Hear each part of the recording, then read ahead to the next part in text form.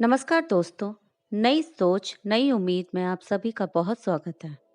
दोस्तों, आज की इस वीडियो में मैं आपको रामदेव बाबा के जीवन के परिचय के बारे में बताऊंगी। रामदेव बाबा को कौन नहीं पहचानता। योग गुरु बाबा रामदेव जी को आज पूरा देश जानता है। इन्होंने ही देश में स्वदेशी की एक बहुत बड़ी लहर लाई है, जिस कारण लोगों ने विदेशी प्रोडक्ट की बजाय अपने देश में बने प्रोडक्ट को खरीदना ज्यादा उचित समझा है।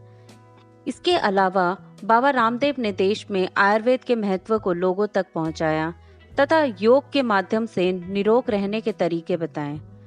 बाबा रामदेव ने समय समय पर देश में स्वाभिमान और भ्रष्टाचार की आवाज बुलंद की है। बाबा रामदेव ने पतंजलि के माध्यम से आज भारत में हर रोज काम आने वाली जरूरत की चीजों को उत्पादित करना शुरू कर दिया है, जिसके माध्यम से लोग अपनी जरूरत की चीजें विदेशी कंपनियों से ना खरीदकर स्वदेशी खरीद रहे हैं और वह भी उचित दाम में मिल रहे हैं। बाबा रामदेव का सपना है कि हमारे देश से गरीबी दूर हो, लोग आयुर्वेदिक अपनाएं और योग को ज्यादा से ज्यादा महत्व दें और अपना देश स्वदेशी प्रोडक्ट्स अपनाकर पूरे विश्व में वापस सोने की चिड़िया बन जाए।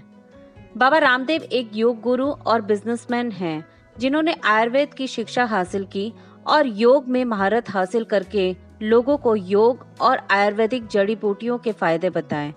बाबा रामदेव ने लोगों को योग के माध्यम से कई बीमारियों को ठीक होने के तरीके बताएं, तो लोगों ने उस तरीकों को उपयोग करके अपनी उन बीमारियों को ठीक भी किया जिनका इलाज अंग्रेजी दवाइयों में भी संभव नहीं था। ऐसे रोग योग के माध्यम से बिल्कुल ठीक हो गए। बाबा रामदेव ने हरिद्वार में पतंजलि योग पीठ और पतंजलि आयुर्वेदिक लिमिटेड नाम की 2 संस्थाएं स्थापित की। पतंजलि योग पीठ लोगों को योग सिखाने का काम करती है, जिसमें आज देश के जाने माने लोग इनके साथ जुड़कर अपना समर्थन दे रहे हैं, जिसमें प्रमुख रूप से अमिताभ बच्चन और शिल्पा शेट्टी हैं। इनके साथ पूरे देश का योग सीखने में मदद कर रहे हैं और पतंजलि आयुर्वेदिक लिमिटेड लोगों की जरूरतों के प्रोडक्ट उत्पादित करती है जो बिल्कुल स्वदेशी हैं। बाबा रामदेव के बचपन का नाम रामकृष्ण यादव था। बाबा रामदेव का जन्म 26 दिसंबर 1965 को सैयद अलीपुर कस्बा नांगल चौधरी जिला महेंद्रगढ़ हरियाणा में हुआ। बाबा रामदेव के पिताजी का नाम रामनिवास यादव था और उनकी माताजी का नाम गुलाबो देवी था।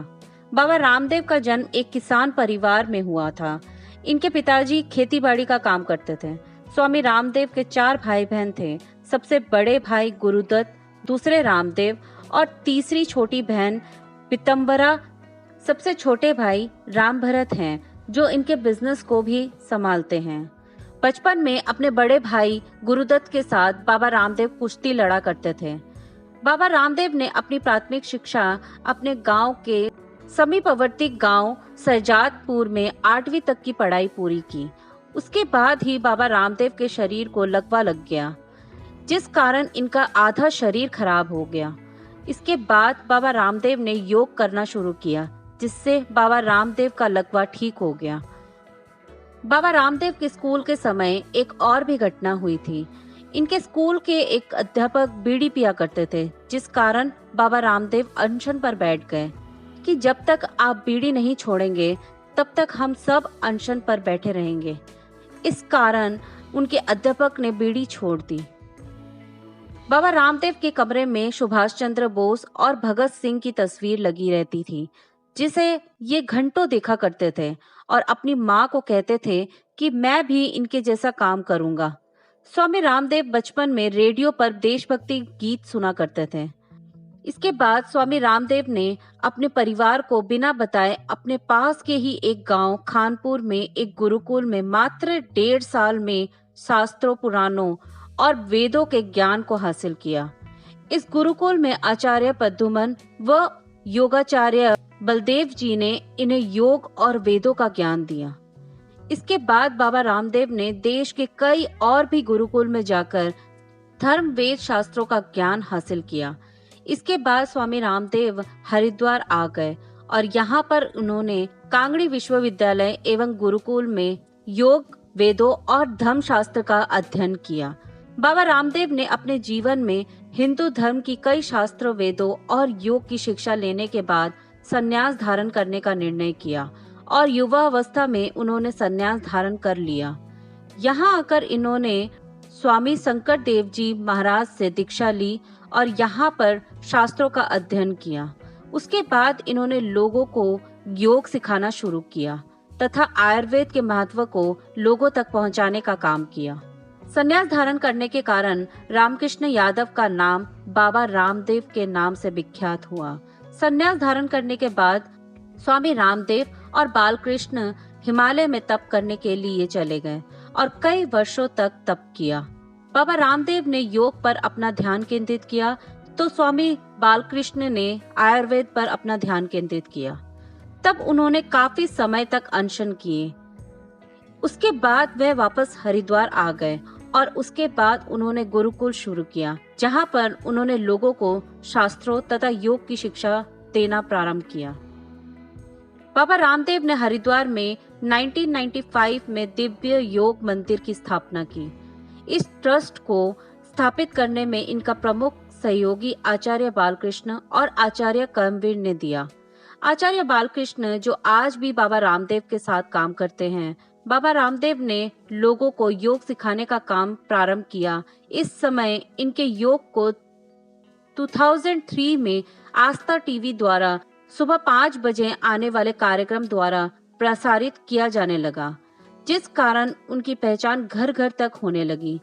लोग इनके योग कार्यक्रम के माध्यम से घर बैठे योगा करते और अपने स्वास्थ्य में लाभ हासिल करने लगे।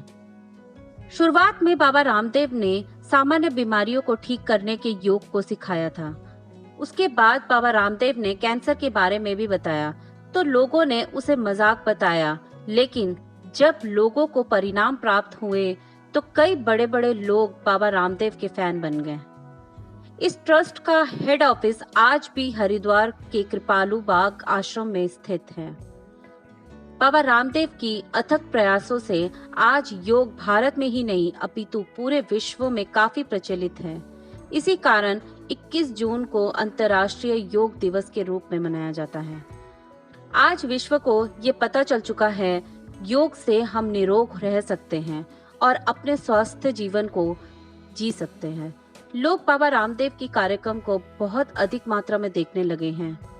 इसके बाद बाबा रामदेव ने देश के अलग अलग कोनों में कई योग कार्यक्रम आयोजित करवाए, जिसमें लाखों की संख्या में लोगों ने इनका समर्थन किया और उनके द्वारा बताए गए योग को लोगों ने अपने जीवन में उतारा। स्वामी बाबा रामदेव ने अपने योग की शिक्षा को अपने देश तक ही सीमित न रखकर विदेशों में भी लोगों को योग सिखाया, जिसमें प्रमुख देश अमेरिका, ब्रिटेन, जापान हैं, जिन्होंने लोगों को योग के महत्व के बारे में बताया तथा उन्हें योग की शिक्षा दी। स्वामी बाबा रामदेव ऐसे पहले गैर मुस्लिम समुदाय के हैं जिन्होंने उत्तर प्रदेश के देवबंद जिले में मुस्लिम मौलवियों को योग की शिक्षा दी थी। बाबा रामदेव और बालकृष्ण ने पतंजलि योगपीठ आयुर्वेद की शुरुआत वर्ष 2017 में हरिद्वार से की। उन्होंने आयुर्वेद और योग को एक साथ मिलाकर लोगों को शिक्षा देना प्रारंभ किया। पतंजलि योगपीठ आयुर्वेद में स्वदेशी प्रोडक्ट लाकर देश में क्रांति खड़ी कर दी। इससे विदेशी कंपनियों के प्रोडक्ट की कमर टूट गई। इसके अलावा पतंजलि ने और भी सारे प्रोडक्ट मार्केट में उतार दिए जो हमारे द्वारा दैनिक रूप से यूज किए जाते हैं। इन्होंने बहुत सारे ऐसे प्रोडक्ट निकाले जो हम भारत में विदेशी कंपनियों के यूज करते थे। उनकी जगह इन्होंने स्वदेशी प्रोडक्ट निकालकर देश में स्वदेशी अपनाव की एक क्रांति लाकर रख दी। बाबा रामदेव और बालकृष्ण जी की अथक प्रयास और मेहनत की वजह से पतंजलि योगपीठ आयुर्वेदिक संस्थान इतनी तेजी से आगे बढ़ी। इसने पूरे देश में एक क्रांति ला दी। उन्होंने लोगों को योग और आयुर्वेदिक अपनाने के लिए अपील की और साथ ही साथ उन्होंने स्वदेशी और आयुर्वेद के लाभ लोगों को बताया, जिस कारण आज बाबा रामदेव के पतंजलि आयुर्वेद का सालाना टर्नओवर 2500 करोड़ के आसपास है। आज देश के हर एक कोने में पतंजलि की दुकान आपको देखने को मिल जाएगी। मोहल्ले तथा शहर सभी जगह आज पतंजलि के स्टोर देखने को मिलते हैं और उन दुकानों पर पतंजलि के प्रोडक्ट उपलब्ध होते हैं। पतंजलि ने देश में बेरोजगारी की समस्या को भी काफी हद तक दूर किया है। पतंजलि कंपनी में आज 5 लाख से भी ज्यादा लोग काम करते हैं।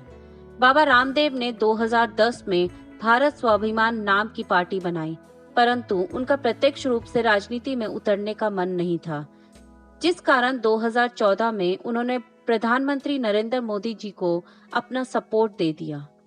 बाबा रामदेव भ्रष्टाचार के खिलाफ काफी समय पहले से आवाज उठाते आ रहे थे। 4 जून 2011 में इन्होंने दिल्ली में 65,000 अनुयायी के साथ अनशन पर भी बैठ गए। इसी बीच रात में दिल्ली पुलिस ने रात में सोए हुए लोगों पर धावा बोल दिया, जिस कारण बाबा रामदेव को यहां से निकालना पड़ा। उसके बाद दूसरे दिन बाबा रामदेव ने प्रेस बुलाई और बड़े भावुक होकर संबोधन किया। वर्तमान समय में बाबा रामदेव खुले तौर पर भारतीय जनता पार्टी को सपोर्ट करते हैं और इनके काम के काफी ज्यादा सराहना करते हैं। बाबा रामदेव भारतीय राजनीति में काफी ज्यादा रुचि रखते हैं और ये आए दिन राजनीति पर कुछ लोगों पर कमेंट टिप्पणियां करते रहते हैं। बाबा रामदेव के पास खुद का एक घर है तथा इसके अलावा इनके पास पतंजलि का बहुत बड़ा नेटवर्क है। 2021 के अनुसार बाबा रामदेव की नेटवर्थ 1540 करोड़ रुपए है। बाबा रामदेव की अचीवमेंट कुछ इस प्रकार है। इनको भुवनेश्वर की कलिंगा यूनिवर्सिटी के द्वारा जनवरी 2007 में डॉक्टरेट की उपाधि दी गई थी। महाराष्ट्र सरकार द्वारा जनवरी 2011 में सम्मानित किया गया था। अप्रैल 2015 में हरियाणा सरकार ने इन्हें योग व आयुर्वेद का ब्रांड एम्बेसडर बना दिया। आईआईटी व एमआईटी के द्वारा इन्हें मानद डॉक्टरेट की उपाधि भी दी गई है। दोस्तों, आपको आज का ये वीडियो कैसा लगा मुझे कमेंट के माध्यम से जरूर बताइएगा और अगर ये वीडियो आपको पसंद आई हो तो लाइक, शेयर और सब्सक्राइब जरूर कीजिएगा। तो चलिए फिर मिलते हैं एक नई वीडियो के साथ। तब तक खुश रहिए और अपना ध्यान रखिए।